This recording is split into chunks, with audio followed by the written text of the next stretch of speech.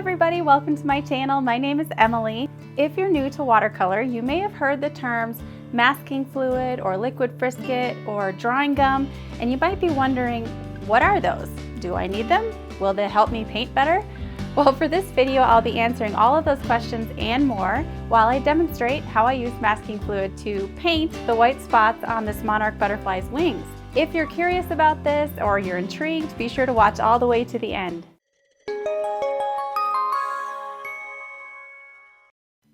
Watercolor painting isn't just about where you put your paint.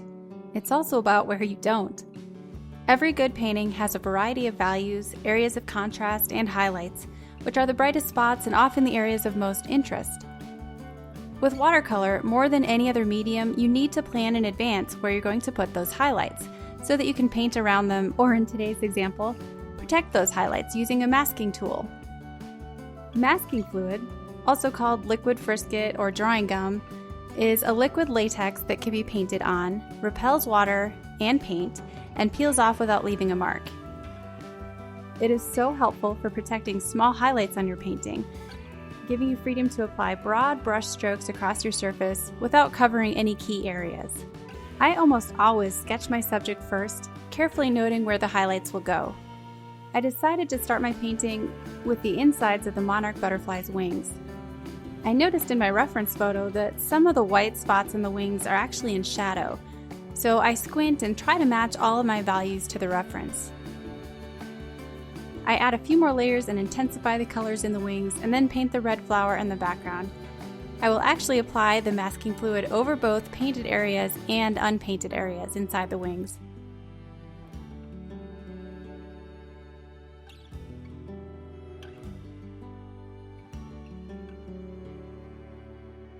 The liquid frisket I'm using today is made by Pixabay, and I like that it's blue. It makes it easier to see both during application and during removal.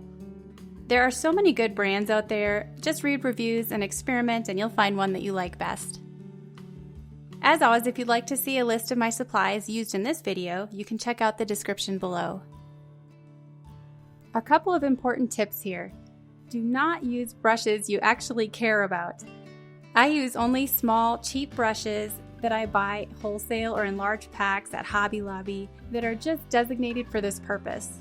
Masking fluid, once it's dry in a brush, essentially ruins the brush. But something you can do to lengthen the brush's life is to wet it in water and then coat it with some soap before dipping it into the medium, and this will protect the bristles and make it a little easier to clean the brush later. Always clean the brush right away, especially if you intend to use it again. You can try silicone brushes. These are great for tiny areas, and once dry, the liquid latex literally just peels right off. After cleaning masking fluid off your brushes, change the water right away. Do not use this water while painting, as it will dull the colors of your watercolor paint.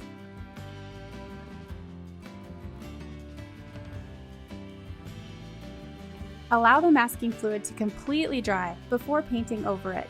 And never use a hairdryer to speed up the process when you have masking fluid on your paper, because this can actually cause the medium to permanently bond to the paper.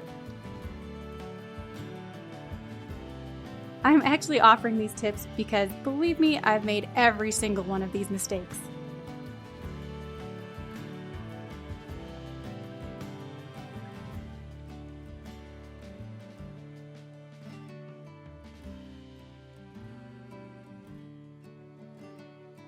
Just be patient and let your paint completely dry before you remove any masking fluid.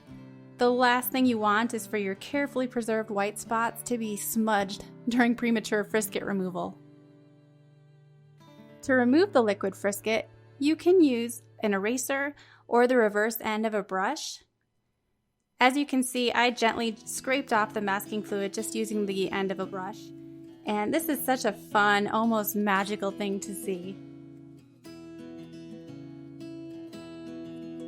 To make sure there isn't any residual masking fluid on your paper, you can gently go over the surface with your clean, dry fingers.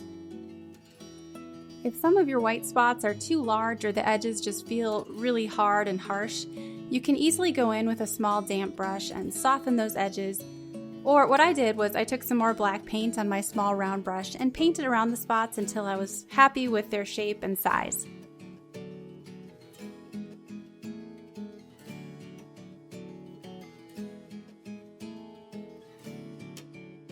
And there you have it, the magic of masking fluid.